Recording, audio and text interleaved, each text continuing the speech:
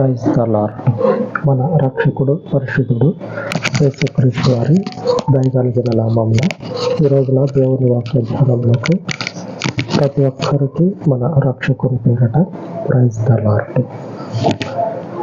భక్తుడు తన దేవునికి మొరపెడతా ఉన్నాడు. నేను ఒంటిగా ఉండి పక్షిలాగా బ్రతుకుతా ఉన్నా. పిచ్చుకలు తెలుసు కదా, పిచ్చుక దానితో పోల్చుకొని దేవుని యొద్ద ప్రార్థన చేస్తా ఉన్నా. స్నేహితులు అనేటువంటి వాళ్ళు, బంధువులు, దగ్గర బంధువులు, కావలసినటువంటి వాళ్ళ దగ్గర నుంచి స్నేహితుల వరకు ఎంతమంది వదిలిపెట్టినా సరే కళలో కూడా, ఆలోచనలో కూడా రావద్దు, దేవుడు మనల్ని విడిచిపెట్టిండు అనేటువంటి మాట. ఎన్నడూ ఆయన విడువనటువంటి దేవుడు. ఆయన మీదనే నమ్మకం ఉండాలి. మనకు తెలిసినటువంటి ప్రాణ స్నేహితులు కావచ్చు, మరొకళ్ళు కావచ్చు. ఒకనొక సందర్భంలో నమ్మకం కోల్పోండి కానీ, వాళ్ళ మీద విశ్వాసం అనేది కోల్పోండి కానీ, నేను ఒక మాట అయితే మొదటిగా దేవుని మీదనే నమ్మకం వస్తుంది, వాళ్ళ మీద వద్దు. ఒకవేళ అటువంటి స్థితి కనుక ఉంటే ఒకనొక సందర్భంలో వాళ్ళ మీద నమ్మకం అనేది కోల్పోవచ్చేమో కానీ దేవుని మీద మాత్రం అస్సలు నమ్మకాన్ని కోల్పోవద్దు.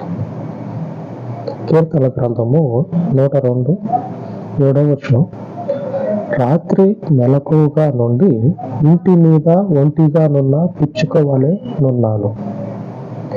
దావీదు ఏదో ఒక సందర్భంలో మనుషులు ఉంటూనే ఉన్నారు, కానీ ఆ మనుషుని యొక్క సహవాసం అంతా కూడా దేవునితోటే ఉంది. ఆ మనుషుని యొక్క సహవాసం అంతా భౌతికంగా మనుషులు కనపడతా ఉన్నారు, కానీ ఆ మనుషుని యొక్క సహవాసము దేవునితో ఉంటా ఉంది. ఏ పరిస్థితిలో ఉన్నాడో ఆ మనుషుడు ఒకసారి ధ్యానించినట్లయితే, ఆలోచన చేసినట్లయితే, అన్ని పరిస్థితుల్లో దావీదు యొక్క అన్ని పరిస్థితుల్లో దేవుని మీద ఆ మనుషునికి ఉన్నటువంటి నమ్మిక అనేది తప్పిపోకుండా ఆ మనుషుని యొక్క మాట ద్వారా కనబడతా ఉంది. విశ్వాసము ద్వారా, ఆ మనుషుని క్రియల ద్వారా మనకు ఒకసారి ఆ జీవితాన్ని చూసినట్లయితే మనకు అర్థమైపోతుంది. ఏ ఉపయోగము లేనటువంటి వారి మీద నమ్మకం అనేది ఉంచి, విశ్వాసం అనేది పెట్టుకొని జీవితాన్ని కొనసాగిస్తూ ఉంటే కొన్ని సందర్భాలు ఏమవుతుందంటే మన నమ్మకాన్ని మనము కోల్పోయి బాధపడాల్సి వస్తుంది. అంతే కదా. ఒకళ్ళ మీద నమ్మకం పెట్టి వాళ్ళు ఆ నమ్మకానికి తగ్గట్లుగా నడుచుకోలేదు అనుకోండి, ఇక తలుపులు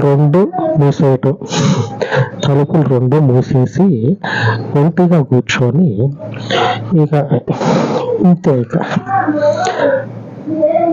గడ్డం కిందలో తల దగ్గరలో చేయబెట్టి ఎందుకు ఇట్లా చేశారని చెప్పినని దినాల వెంబడి దినాలు, నెలల వెంబడి నెలలు బాధపడేటువంటి వాళ్ళు అనేకులు ఉన్నారు. మీలో అనేకులు ఉన్నారు. ఆ పరిస్థితులన్నిటిని కూడా విడిచిపెట్టండి ఒకసారి. అట్లాగా ఉండటం వల్ల మీ మంచిగా అనుకోవాలి. దేవుణ్ణి ఆశ్రయించి దేవుని వాక్యం వింటున్నటువంటి మీరు మీ మంచిగా అనుకోవాలి. ఎందుకు? వాళ్ళ మీద ఇప్పుడు పరిస్థితి సందర్భం వచ్చింది కాబట్టి అవును ఇట్లాంటి వాళ్ళ అని తెలిసింది. ఇక మీదట అటువంటి సమస్య అనేది రాకుండా జీవాధిపతి అయినటువంటి, ఎన్నడూ కూడా విడువనటువంటి దేవుని మీద నమ్మకం ఉంచినట్లయితే ఆ శ్రమకి, కష్టానికి, బాధకి గురి కాకుండా ఉంటాం. ఎందుకంటే ఆయన విడిచిపెట్టాడు. ఆయనతో మన సహవాసం ఉన్నట్లయితే ఆయనతో మన సహవాసం ఉన్నట్లయితే ఆయన ఎన్నడూ కూడా విడిచిపెట్టే దేవుడు కాదు. దేవుని చేత అభిషేకించబడినటువంటి ఒక మనుషుడు చూసేటువంటి వాళ్ళకి ఎప్పుడు ఎవరో ఒకళ్ళు తోడుకుంటూనే ఉంటారు. కానీ ఆ మనుషుడు ఆ హృదయం అనేది దేవునికి అంటుకోనుంది. ఆయన దేవునితో నిత్యము కూడా సహవాసం చేస్తా ఉన్నాడు. ఎందుకంటే మనకు కనిపించేటువంటి ఈ రిలేషన్షిప్లన్నీ, ఈ బంధుత్వాలన్నీ కూడా అక్కడకు రానటువంటివి, మనకు అవసరానికి ఉపయోగపడినటువంటివి. ఆయన యందున్నటువంటి ఒక క్రైస్తవుని యొక్క విశ్వాసం ఏం చేస్తుందంటే, మనలని బాధలోనికి నెట్టివేయబడకుండా, జీవితం అనేది శ్రమల పాలు కాకుండా మన నమ్మకము మనల్ని నిలబెడుతుంది. దేవుని మీద ఉన్నటువంటి నమ్మకం మనల్ని నిలబెడుతుంది. ఏం ప్రయోజనం, ఏం జరుగుతుంది? అట్లా ఉన్నటువంటి వాళ్ళని ఎంతో మందిని చూసా. చివరికి వచ్చేళ్ళకే ఒక నదులు చూడండి ఒకసారి, పారేటువంటి నదులు పారినంత దూరం పారుతాయి. అవి పోయినంత దూరం పోతుంది, ఎక్కడో ఒక దగ్గర చీలిపోతూ ఉంటుంది. మరలా కలుస్తాయి అంటే కలవకపోవచ్చు. సహవాసం చేసినంత రోజులు చేస్తారు. ఏదో ఒక సందర్భంలో పరిస్థితుల ప్రభావం వల్ల ఇద్దరికిద్దరు కొట్టుకొని తిట్టుకొని చీలిపోతారు, వేరైపోతారు. మరలా కలుద్దామన్నా కానీ కలవటానికి వాళ్ళ హృదయం అనేది ముందుకు రాదు. ఆ నదన్న కలుస్తుందేమో కానీ వీళ్ళు అసలు కలవరు. అట్లాగా సహవాసం చేయటం ఎందుకు? పొట్టు అనుకోవటం ఎందుకు? తిట్టుకోవటం ఎందుకు? చీలిపోవటం ఎందుకు? దేవుని మీద ఉన్నటువంటి నమ్మకము, ఆ విశ్వాసం ఏం చేస్తుందంటే మనల్ని నిలబెడుతుంది. మన జీవితంలో మనల్ని నిలబెడుతుంది. ఆయన మీదనే ఉండాలి నమ్మకం, విశ్వాసం అనేది ఆయన మీదనే ఉంచాలి. కనిపించేటువంటి ఏ స్నేహము కూడా, ఏ బంధుత్వం కూడా మనకి ఎప్పటికీ అండగా ఉండేటువంటిది కాదు. ఉంటే ఉండొచ్చు, ఈరోజు రేపు ఉండొచ్చు, కానీ ఎప్పటికీ ఉండేదైతే కాదు. ఈ దావీదు మనుషుడు దేవునిని మాత్రమే ఎన్నటికీ కూడా ఆయన హృదయంలో ఉంచుకొని దేవునితో నడిచిన మనుషుడు. ఆ మనిషికి ఏదంటే బందోబస్తు అంటారు చూడండి, సెక్యూరిటీ 24 గంటలు ఎవరో ఒకళ్ళు ఉంటూనే ఉంటారు. దావీదుకి ఎవరో ఒకళ్ళు ఒక్కగా ఉంటూనే ఉంటారు పక్కన. కానీ ఎవరి మీద ఆ మనుషుని హృదయము ఆనుకున్నది కాదు. ఎవరిని కూడా ఆ మనుషుడు హృదయం అందించుకున్నటువంటి వాడు కాదు.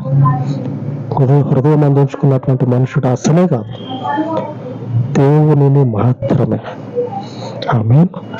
సర్వోన్నతుడై ఉన్నటువంటి దేవుడు ఆయన, ఎన్నడూ కూడా విడిచిపెట్టనటువంటి దేవుడు. ఆ దేవుడు ఈ రోజున మనకు చేస్తూ ఉన్నటువంటి వాగ్దానం ఏమిటంటే, ఈ రోజున వాక్య ధ్యానంలో భాగంగా కీర్తన గ్రంథము 33వ అధ్యాయము 20వ వచనం, మనము యెహోవా పరిశుద్ధ నామమందు నమ్మిక ఇచ్చి ఉన్నాము కనుకనే మనకు అపారమైనటువంటి ఆయన యొక్క సహకారము ఎల్లకాలం మనకి దొరుకుతుంది. ఈ స్నేహితులు ఇచ్చేటువంటి సహాయము కంటే, బంధువులు ఇచ్చేటువంటి సహకారం కంటే ఎన్నటికీ దేవుని యొక్క సహకారం మనకుంటది. ఎందుకంటే ఆయన యందు మన నమ్మకం అనేది ఉన్నది. ఈ నమ్మకం ఇక కొట్టువేయబడదు. ఒకసారి భూతార్థం పెట్టి చూస్తే, దావీదుని హృదయాన్ని భూతార్థం పెట్టి చూస్తే, ఆ మనుషుని హృదయంలో దేవుడు మాత్రమే ఉంటాడు. పిల్లలు ఉన్నారు, జతలు ఉన్నారు పిల్లలు, దావీదుకి భార్యలు కూడా ఉన్నారు. కానీ ఎవరి మీద మనుషుడు నిలుపుకున్నటువంటి పరిస్థితులు కానీ దాఖలాలు కానీ కనపడట్లా దేవుని కంటే.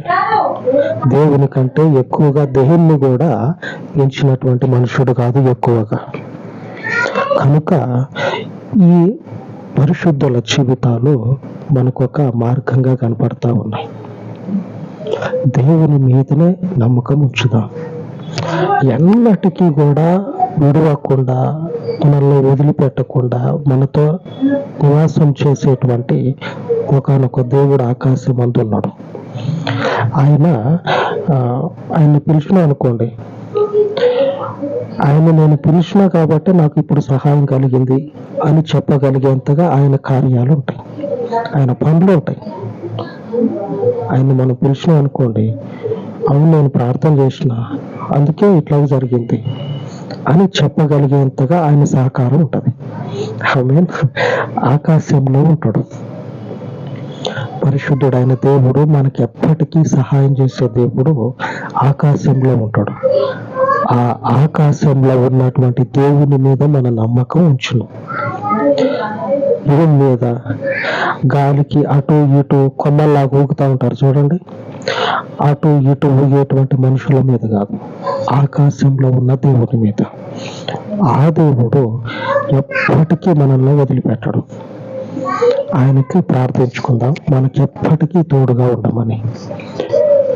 పరిశుద్ధుడా, కృపగలిగిన తండ్రి, మీ పవిత్ర పాదముల చెంత ప్రార్థిస్తూ ఉండగా, ఇదిగో నాయన, శాశ్వత కాలము కృప చొప్పున మీ పరలోకపు నామమును ఆశ్రయించి మీ సహాయము కొరకు తండ్రి అరువులు చాచి ప్రార్థిస్తూ ఉండగా, జీవిత కాలం అంతయు తండ్రి దావీదుని ఎలాగైతే నడిపించి ఉన్నావో ఆ రీతిగా నడిపించమని, మా బలహీనతల యందు గురి కాకుండా, బలహీనతకి లోను కాకుండా, నిత్యము కూడా నీ బలమును అనుగ్రహించి, నిత్యము కూడా నీ పరలోకపు సంకల్పము చొప్పున మమ్మల్ని బలపరచుచు, మీ చిత్తానుసారముగా తండ్రి జీవించి, మీ పరలోకపు సహకారమును పరిశుద్ధుడా మీ యందు నమ్మిక ఉంచినటువంటి మా జీవితాలలో శాశ్వత కాలము మాకు అనుగ్రహించమని, జీవిత కాలం అంతయు నీ యొక్క సహాయమును తండ్రి మేము పొందుకొని మా నమ్మిక తప్పిపోకుండా లాగున మమ్మను ప్రతి గడియలో కూడా మీ కార్యముల చేత, మీ పరలోకపు కృపల చేత మమ్మను దర్శించమని, నీవు మాత్రమే శాశ్వత కాలము నిలిచే దేవుడు అని నీ యందు నమ్మిక ఉంచి ప్రార్థిస్తూ ఉండగా, ఈ నమ్మిక తప్పిపోకుండా ఈ పరిచర్యని మీ పరిశుద్ధమగినటువంటి సన్నిధిలో స్థిరపరచమని మా రక్షకుడైన యేసు నామమున ప్రార్థించి వేడుకొనుచు ఉన్నాను తండ్రి. ఆమేన్, ఆమేన్.